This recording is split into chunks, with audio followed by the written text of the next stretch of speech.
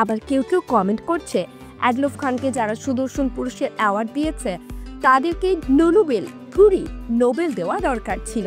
এদিকে বাংলাদেশের সবচেয়ে সুদর্শন পুরুষ অ্যাডলফ খান এই শিরোনামের রেশ কাটতে না কাটতেই ফেসবুকে আবারও ভাইরাল হয়েছে বাংলাদেশের সেরা অভিনেতা জয় চৌধুরী। জনগণ তো এবার খেপেছে, অ্যাডলফ খান যদি হয় সুদর্শন পুরুষ আর জয় চৌধুরী যদি হয় সেরা অভিনেতা, তাহলে শাকিব খান কোন খাতের মোলা? ভাইরে, এটাও আমি বলছি না, বলছে জনগণ।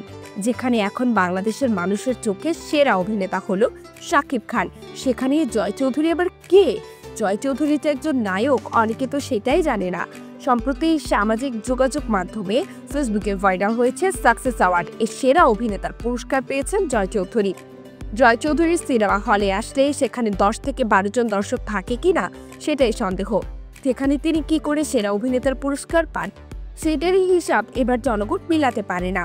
সেজন্যই জনগণ বলছে অ্যাডলফ যদি হয় সুদর্শন পুরুষ আর জয় চৌধুরী হয় যদি সেরা অভিনেতা, তাহলে আমাদের শাকিব খান কোন খ্যাতের মোলা? ভাইরে ভাই, মানুষ কি বললো সেটা পরের কথা। আপনার কি মনে হয় অ্যাডলফ খান কি সত্যি সুদর্শন পুরুষের অ্যাওয়ার্ড পাওয়ার যোগ্য? জয় চৌধুরী কি বাংলাদেশের সেরা অভিনেতা?